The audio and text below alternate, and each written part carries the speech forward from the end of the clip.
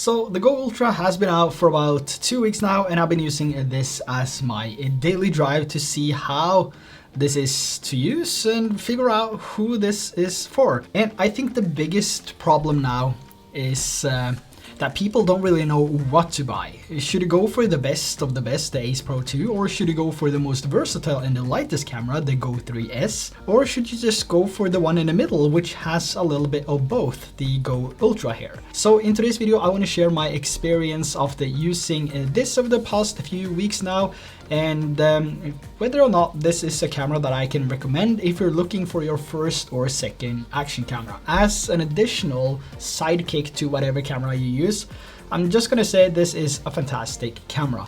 So let's start with the pros. So in the past with the Go 3S, I've been dumping files every day on my vacation because I film everything with this camera, or a camera like this. From a small 30-minute hike to a 7-hour-long hike, road trips, POV shots, creative shots, and more. And even with 128 gigabytes of internal storage, it actually fills up pretty fast.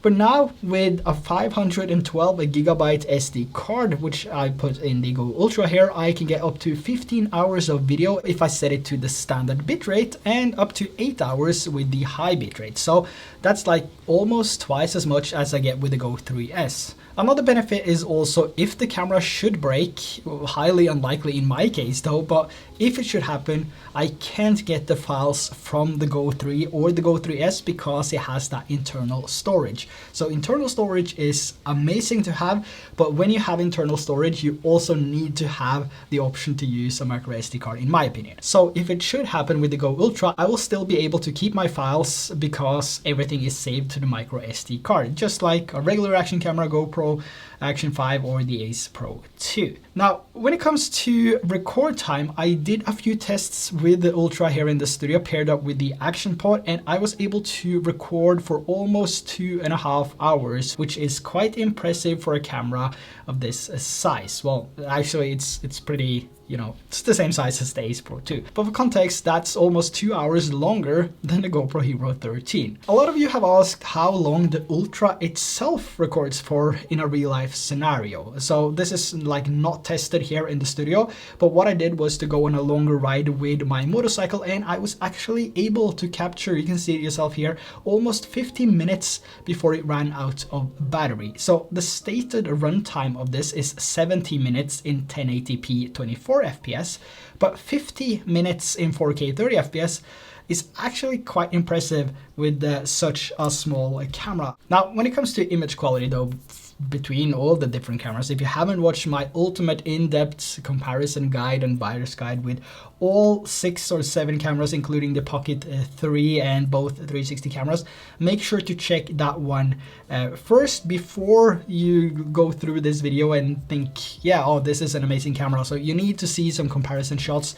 from the Ultra compared to other cameras. So I have a full video on that, so make sure to check that one out after this one. But when it comes to general image quality from this one, I'm not sure what to say. It's a 53-gram camera with a pure video mode for low light and 4K up to 60 FPS, including active HDR up to 30 FPS. Whether you like the kind of cartoonish at sometimes active HDR or not is up to you and me, and it's individual. In some scenarios I actually quite like it, and in others I don't. So it's yeah, I think it's personal, but you know, I think it's really nice that we have the option to turn this on and off. But if we look at the camera itself, the size of the camera and the image quality of this, I mean, this is a beast of a camera when you actually think of it. It's low light, 4K up to 60 FPS, and of course some shots might look bad and some might look good, but that's how these cameras work. I have the same thing with the Action 5, I had the same thing with the Ace Pro 2, the same thing with GoPro,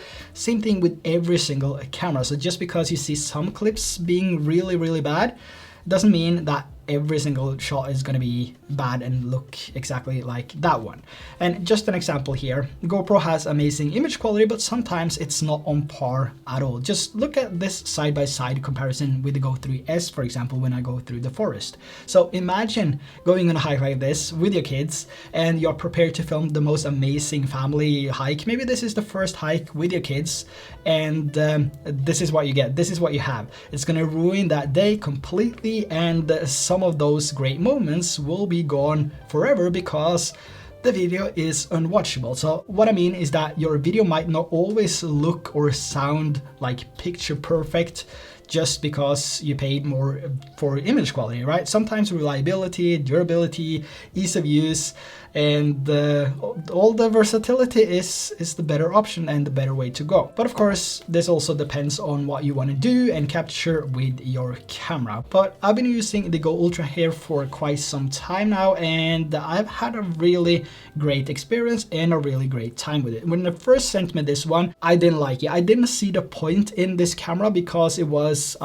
sitting between the Go3S and the Go3, which are both cameras I really love, and the Ace Pro 2, which is an amazing and my go-to travel regular action camera. So to make something that sits in between there, I didn't really see the point of, but I think I'm starting to get it now. And one of my favorite ways of using this is when I ride my motorcycle. That is for the summer. We have a very short motorcycle season here.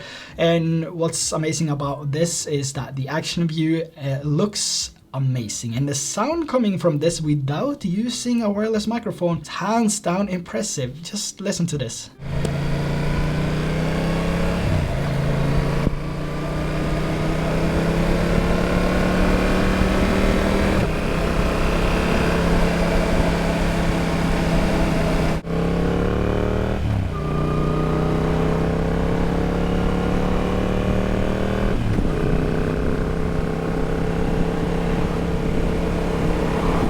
So even if I didn't do any high speeds, the audio improvements on this as a motorcycle camera, if you're just gonna go for a city ride or just, you know, a small commute, it's actually pretty impressive out of the box. And this was the audio that I got. I took it out of the box, mounted it on my helmet, checked the framing and press record.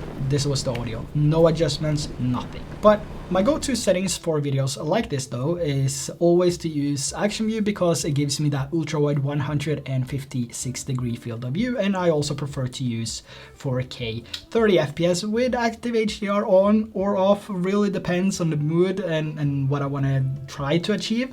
And then either ND16 with manual settings or the exposure value set to -0.3 and a fixed white balance of 5500 Kelvin. So that's the settings that I use for my motorcycle videos, and in general as well. I would say I always use 5500 Kelvin, and if I can use manual settings, I try to use manual settings. If I don't have the ND filters with me, I always lower the exposure value to -0.3 or -0.7. One of the things that makes this so easy to use is of course something that comes from the Go3S and the Go3, which is the magnetic backplate. I can just mount this on different objects and use the action pod as my wireless monitor and adjust the angle and change the settings, which is fantastic. So basically what makes this easier than a regular camera is that I don't have to go all the way back to the camera just to see if I framed the shot properly. I can just get in position and see what it looks like without having to connect my phone to the camera or run back and forth between the camera and the location I want to stand. So this has been one of the biggest things with these Go cameras over the years, and something I've been taking advantage of when I use these. You know, it's kind of boosts your creativity a little bit because it's such a versatile camera. And when I'm using the magnetic pendant, for example, I don't really see the camera. So, and this goes with, you know, if you have a neck strap and you place a regular action camera, you can't really see the screen. But this on the Go Ultra, I have the action pod in my hand, or I can just put it in my pocket or mount it somewhere else while still being able to pull it out and see the framing and how long I've been recording for.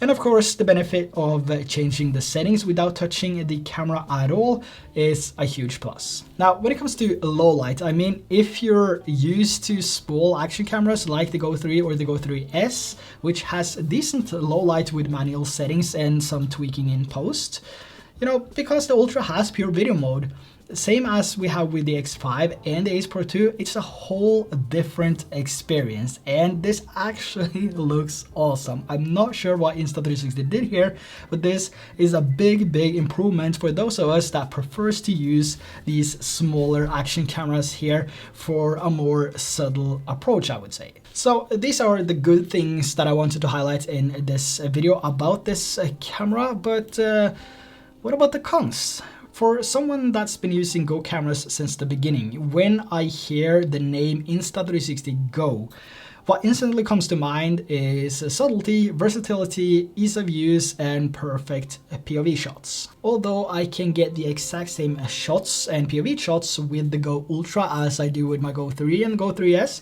the approach is not as subtle as the 3S, which to me means that unless I'm in the forest or on top of a mountain doing a hike or travel overseas, I won't be using this as a head cam ever. I think it's way too bulky for that, and one of the reasons I love the Go 3S is for these shots. Especially when I look back at the videos, I don't see all these eyes staring at the lens of the camera I'm wearing, which makes the video more natural than having each eyeball you pass looking straight into the camera lens here. So that's a huge benefit with the Go 3 and the Go 3S. But that's just my opinion. If I were to jump on a plane now and go back to Hawaii, I would probably stick this on my head for the entire trip just to see how it looks. Don't care if everyone is staring, you know, just why I want to see how is a proper POV shot with a camera which is more convenient and easier to use and lighter than my regular action cameras, but also a little bit bigger than the Go 3 and the Go 3S, but it also has the quality improvements. So I guess that's the video for the future. And when it comes to microphones, one of the things I was waiting for was the release firmware on the Go Ultra, which would make it possible and compatible with the Mic Air. And I think I mentioned that in my previous videos as well, that this would be the perfect lightweight travel setup and motovlog setup, because it's such a small setup. So lightweight, you can have both in your pocket. You don't really need to use the action pod. However, I had a really hard time connecting the Mic Air to the Go Ultra, and I still haven't found success in that. Maybe as I'm making this video, there has been a firmware already which has solved this, and that's one of the reasons I can't answer the question I've been getting if you can use the wireless mic solely with the Go Ultra unit itself without the use of the action pod. If that works, it's gonna be amazing, but I think you would need to power it on through the action pod here, but once it's connected, you can take it out and you can record with this. You can put this in your pocket, but you will still have to bring the action pod, I think. So if anyone has any answers to this, just let me know in the comments below. However, I have been able to connect both my DJI Mic Mini and the Mic 2. So if you already have those and looking to get a new camera, or if you have the Ultra and looking to get a microphone, the Mic Mini and the Mic 2 is compatible with the Go Ultra and works perfectly fine.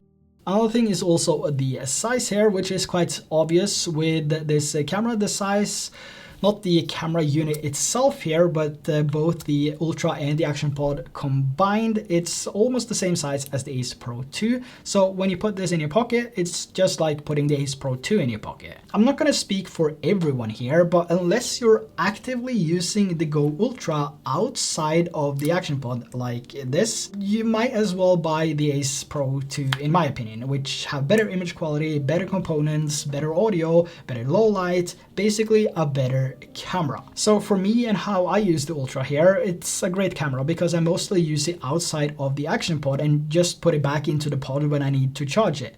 But if you're mainly going to capture videos with the Go Ultra inside the action pod here, I honestly think you're gonna regret buying it. I'm not really doing Insta360 a favor here, but I think this is really important to know. If you're not using it outside of the action pod, you might as well get the Ace Pro 2. Because I did the same thing with the Go 2 back in the days. Most of the time I was actually running around with the Go unit itself in the case just to keep the camera charged at all times. And it kind of took away the whole purpose of using that camera, I would say. But if you want to go Ultra as a second camera, by all means, it's a fantastic high quality camera that gets the job done. Like I said, if you plan on using it like this with the Go unit attached to the action pod and this is your main use case, I don't think you should buy the Go Ultra. I think you should buy the Ace Pro 2 instead, which is basically the same camera without the versatility of taking this out, and it has better image quality. It also has 8K 30 FPS pure video, and it's just a better camera. I'll leave a link to the travel review that I did on the Ace Pro 2 as well, just in case you want to check it out. It's something I was actually hoping for when I received this unit a few months ago. And that was a dedicated micro SD card slot, including internal storage, like 32 or 64 gigabytes. I'm not sure why they decided to skip out on that on this one. It's not a deal breaker for me because I still have like 8 or 9 hours with the 512 gigabyte micro SD card, which also makes things easier. I can just replace the card when it fills up, put in a new one, keep on shooting without having to wait for the files to be transferred like I did on the Go 3 and the Go 3S, which is time consuming. I'm not gonna lie, it takes a lot of time. Even though it's not getting highlighted in most of these videos, it takes a lot of time transferring these files. But I did expect this to have some sort of built-in storage, but I guess that's saved for the Go Ultra 2. The last con here on my list for this video is the lack of an actual flat color profile. So on the Go 3S, I think maybe on the Go 3 as well, and the Ace Pro 2, we have a flat color profile. The color profile is called flat. So I used the flat color profile for all my videos when I captured videos with the Go 3S. Not only did it add slightly more dynamic range in the way it allowed me to color correct and grade the footage my way, but it actually made the camera better to use, as I knew I would get amazing shots no matter how I used it. Not sure why Insta360 haven't added that to this camera, but I also want to say that as of this video, there might have been a release of a new firmware update which added some of these features, so make sure to go and check that out. And also, given the specs this camera has and the 5nm AI chip, pure video, and a larger sensor, I actually expected this camera to have a proper flat color profile as well, like the iLog, or at least the same flat color profile that we have on the Go 3 and the Go 3S and the Ace Pro 2. So please, Insta360, just make it happen. We need a flat color profile. With that said, I think Insta360 is already working on some fixes, and hopefully in a couple of weeks now, or if it's not been out already, make sure to check that. We will see some improvements to this camera. But all in all, despite not having internal storage or a flat color profile, the Go Ultra is a fantastic camera for those looking for a small camera unit itself to capture unique angles and some creative videos without compensating too much on quality, and of course have that added benefit of using the action pod here as a wireless remote to preview the screen here and to change the settings and to start and stop recording. So there you have my weeks later pros and cons of the Go Ultra here. Let me know what you think and what's your pros and cons if you already have the Go Ultra here. Let me know in the comments below, and links to everything will be down there for the convenience as well. If you decide to go through my links, I will earn a tiny small amount at no additional cost for you, so just thank you in advance. So yeah, make sure to subscribe, like, and hit that notification bell so you don't miss the upcoming videos. So that's a wrap for this one. Thanks for watching. Bye-bye. Jeg kommer jo til å kjøre inn der. Men jeg kan jo ikke det med en fot.